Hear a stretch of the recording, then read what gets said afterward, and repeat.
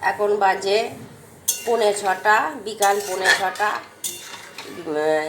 এই আমগুলো আচার করব। একটু গরম জলে কাঁচা আমগুলো দিয়েছি। গলা ভারী হয়ে আছে সর্দিতে। পরশুদিনে কথা বলেছিলাম, এক দিদিভাই বলছিলেন যে শুনতে পাচ্ছি না, সেই জন্য সকালে মাইক্রোফোনটা দিয়ে কথা বলেছিলাম। এখন আর মাইক্রোফোনটা নিয়ে নিই। আর স্যার তো ওই যে পড়াতে বসেছেন, একাই ভিডিও করছি। তা দেখুন, একটু আপনারা মানিয়ে নেবেন আমাকে। আমের আচার করি, এটা চিনি দিয়ে করব। বাস, এটা আবার ঢেলে নিচ্ছি। এই যে ফুটো ডিশে বেসিনেতে জল ঝরিয়ে নিচ্ছি।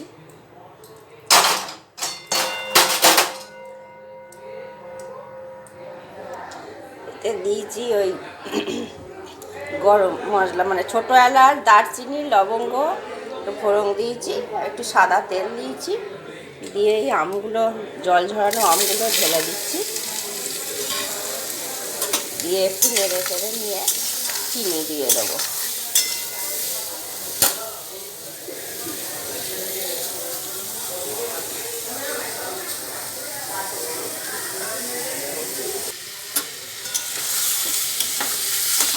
সামান্য জল দেবো,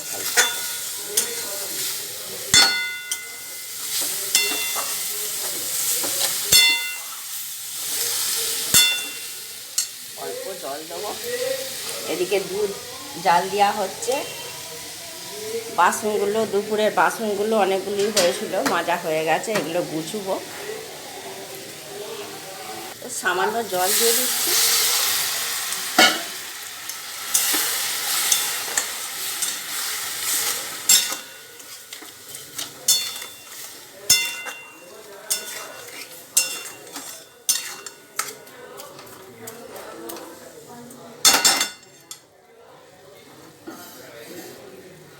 এবার চাপা দিয়ে দিই, হয়ে যাবে তাড়াতাড়ি। বাসনগুলো ততক্ষণ গুছিয়ে নিই।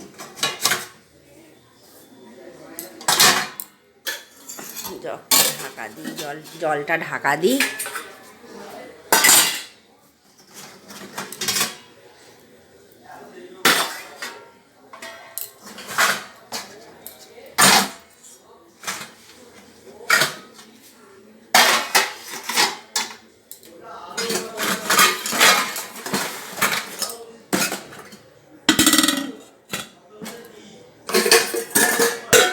ভাত হবে কালকে, ভাতের কড়াটা ভেতরটা একটু আলগা করে রাখবো, তা সরিয়ে নিই। জ্বর সর্দিতে কত হাত ফাত টল টল হচ্ছে, হাত কাঁপছে। প্রেসার কুকারটা এখানে রাখি।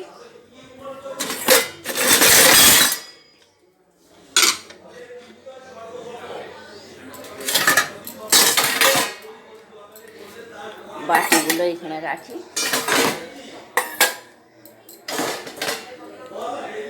এই বাটিটা এখানে মুড়ি খাবার জায়গাগুলো রাখি, এখানে রাখি। এটা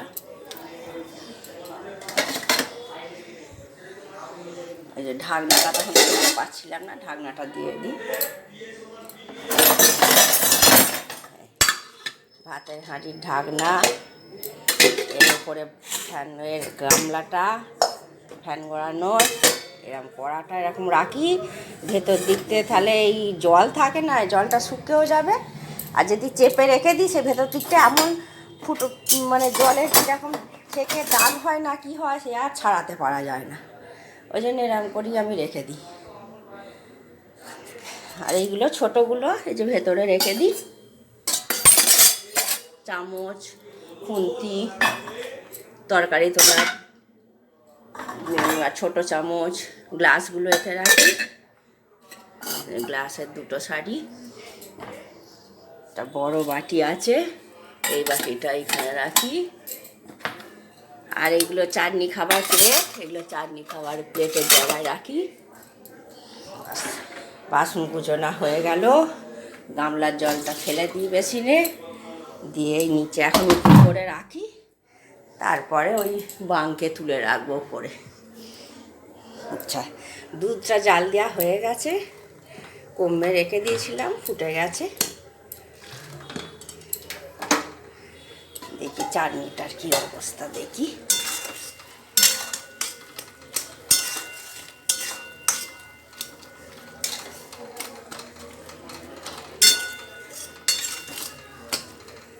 আর একটু হবে,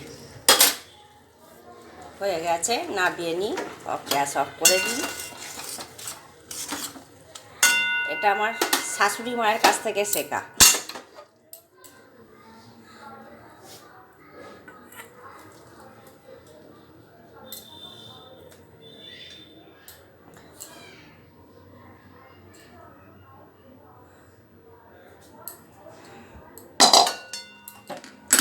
ঢেলে নিয়েছি, জারে রেখে দেবো, ঠান্ডা হয়ে যাবে। জারে রেখে আর ফ্রিজে রেখে দেবো।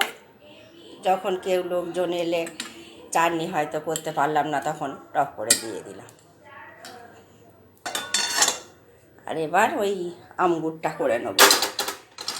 আগে বিকালের দিকে যখন আমার হাজব্যান্ড স্কুল ছিল, যেত রিটায়ারমেন্টের আগে, বিকালের দিকেই সব কুটে আমি রেখে দিতাম, সুবিধা হতো।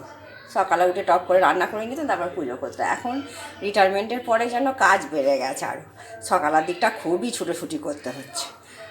এই আচারগুলো তো এগুলো করিনি রাত্রিরে, বিকালে এখন করে নিয়ে আটা মাখবো, রুটি হবে, একটু তরকারি করব, আস্তে আস্তে করে করি। পড়াচ্ছে, দেখাই, এদিকে দেখাই একবার কী করবে।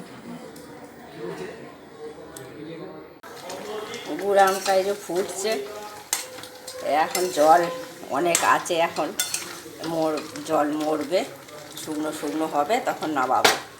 এদিকে একটু ওই সুজির পায়েস করছি।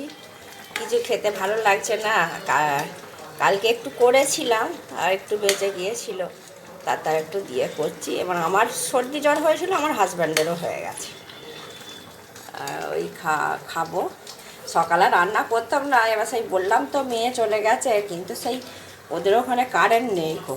এবার এখানে শ্বশুরবাড়িতেই যায়, এবার আমার জামাই যেখানে থাকে সেখানে থাকতো, এবার এখন অনেকটা দূরে চলে গেছে বলে আর সপ্তাহে সপ্তাহে আসতে যেতে দেরি হয় বলে এইখানেইতেই মানে শ্বশুরবাড়িতেই যায়। এবার গেছে, এবার কালকে ঝড় জলে কারেন্ট ছিল না। ভোরবেলা দেখছি 5:30 বাজে, কলিং বেল বাজছে, কে এসেছে, তারপর দেখছি মেয়ে এসেছে। সেই জন্যই রান্নাগুলো করলাম, নাহলে নিজেদের হলে আর রান্নাগুলো অত করতাম না। মুড়ি খাবার করলাম, ঘুগনি করলাম। এই এটা নামিয়ে নিয়ে এবার পায়েসটা পাতলাই থাকবে, একটু গরম গরম খাবো। আর এটা এখন ফুটুক, সন্ধেটা দিয়ে আসি, সন্ধে হয়ে গেছে, তারপর বেরোবো। সন্ধে দিয়ে এই আমগুরটা নাববে, একটু সুজির পায়েসটা খেয়ে একটু মুড়ি, একটু ঘুগনি খাবো, খেয়ে এই ওষুধটা আবার আনতে যাব। স্যার তো পড়াচ্ছে, সময় পাবে না। এই হোমিওপ্যাথি ওষুধ যেটা খাই, বেলাডোনা 30, এইটা আনতে যাব। হয়ে গেছে আমগুরটা, এরকম শুকনো শুকনো হয়ে গেছে। এবার নামিয়ে নেবো। আর একটু ওই ধনে আর জিরেতে শুকনো খোলায় ভেজে গুঁড়িয়ে রেখেছি, ওটা একটু ছড়িয়ে দেবো, দিয়ে এটা জারে রেখে দেবো।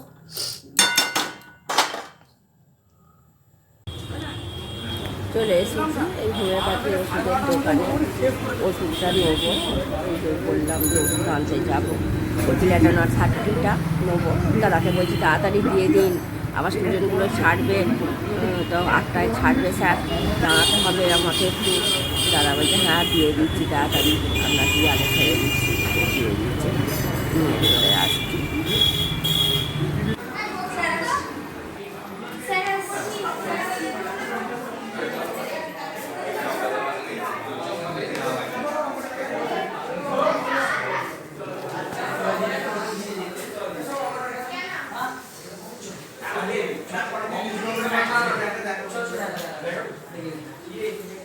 ওই পায়েস করেছি, এটা খাও।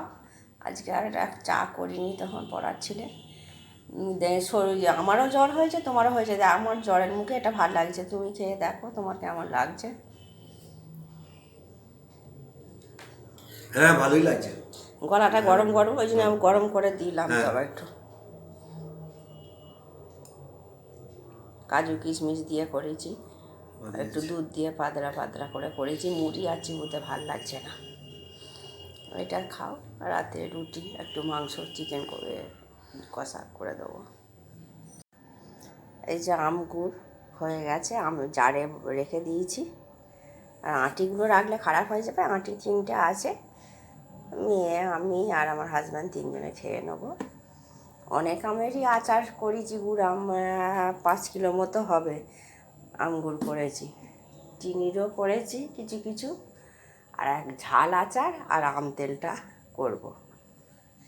আম তেল করেছি মানে রোদে শুকুচ্ছে, সেটাই একদিনকে আপনাদেরকে দেখাবো আর রেসিপিটাও বলে দেবো। আর একটা ঝাল আচার করব, ওটা রুটি পরোটা সবের সঙ্গেও খাওয়া যায়, সেটাও শেয়ার করব আপনাদের সঙ্গে। রাত্রের খাবারে এই যে মাংস করেছি, একটু হালকা করেই করেছি, আর রুটি 2টো করেই রুটি সবাই খাই, আর মিষ্টি আছে। আর রান্নাটা দেখাতে পারলাম না, এক বান্ধবী এসেছিল, কথা বলতে বলতে রান্না করেছি, দেখাতে পারিনি আপনাদেরকে। চলুন তাহলে রাত্রে এইটা দিয়েই খাই। আর ওষুধও নিয়ে এসেছি, ওষুধটা আনতে গেছিলাম, এই যে ওষুধটা নিয়ে এসেছি।